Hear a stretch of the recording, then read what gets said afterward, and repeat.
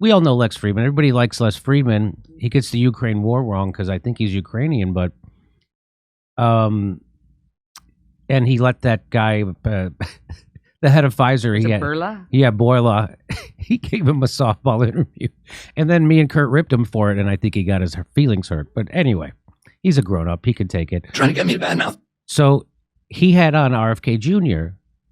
and he was saying, "Hey, Jordan Peterson was trying to get you to rip the left. Why wouldn't you criticize the left on Jordan Peterson's interview?" By the way, they took that interview down on YouTube because they get to decide.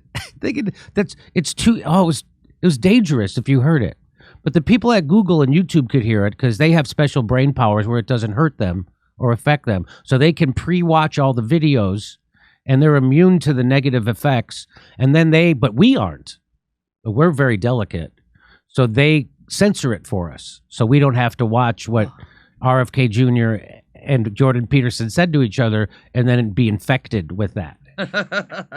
Okay. All right. So he was asked, why don't you go after the left harder? And here's what he said. Trying to get me to badmouth the left the whole time I was in. I really enjoyed my talk with him. Yeah. He seemed to have that agenda where he wanted me to, say bad things about the left. And I just don't, that's not what my campaign is about. I want to do the opposite. I'm not going to badmouth the left. They try, I was on a show this week with David Remnick from the New Yorker, and he tried to get me to badmouth Donald Trump and Alex Jones and a lot of other people and baiting me to do it. And of course, there's a lot of bad things I could say about all those people, but it doesn't, I'm trying to find values that hold us together that we can share in common rather than to focus constantly on these disputes and these issues that drive us apart. So me sitting here bad-mouthing the left or bad-mouthing the right is not going to advance the ball. I really want to figure out ways that, what do these groups hold in common that we can all, have a shared vision of what we want this country to look like. Well, that's music to my ears. Wow. Sounds like a white supremacist. Because that's what they called me when I did that. When I reached out to a Boogaloo boy, not a Proud Boy. They conflated those two on purpose. I reached out to a Boogaloo boy, which is a response to the Proud Boys. Proud Boys were racist. Boogaloo boys were not. And they were pro-Black Lives Matter. They're pro-LGBTQ. They're anti-war, anti-cop. And I was like, wow, we agree on like 5 issues at least out of 10. We could work together on those.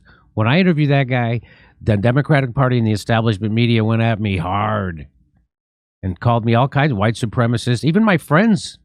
Because that's what propaganda does. That's the point of it, to make people afraid to talk to you and think that you're a bad person. Even my friends did that. I remember that. Even, because they didn't watch the goddamn interview. Everybody who watched the interview I did with the Boogaloo boy loved it. Go look, it's still up. It's got over 100,000 views, and it's got all thumbs up, all likes, no dislikes. So anyway, and there's RFK Jr. with that same message. I'm not going to go out and rip half the country, and I'm not going to go out and rip the other half of the country. I have ideas on how to fix things, and here we go. But good for him. He will be called a white supremacist for that. Because he's getting votes from libertarians. He's getting votes from conservative Republicans. He's getting votes from liberal Democrats. 20% of the Democratic voters say they like him. They want to vote for him. He's getting votes from progressives. He's getting votes from Greens. He's getting votes from everybody. I'm really excited about RFK Jr.'s candidacy, even though I know they won't let him win. I think what he's doing is so important. What it's doing is revealing propaganda, how it works. So if anybody's paying a little bit of attention, and a lot of people are, so there's still a lot of people believe the smears of him, but they're working less and less. So when they tweet out a smear job of him now, the tweet gets ratioed. So that's why it's so important, I think, RFK Jr.'s campaign, because it reveals how horrible and evil and corrupt that the establishment press is. And it's only owned by a handful of billionaires. There's only 6 companies that do all that stuff. Every news show, every news article, it's all produced by the same 6 companies. So that's why I think it's really important that RFK Jr. is in the race. I'd like to go. I would love to help get the word out on his campaign somehow.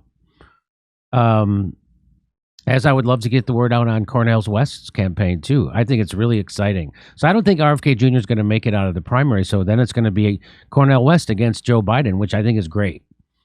He can really expose the thing. The thing is, expose the establishment, not Joe Biden. Joe Biden is a demented old man who doesn't know where he is.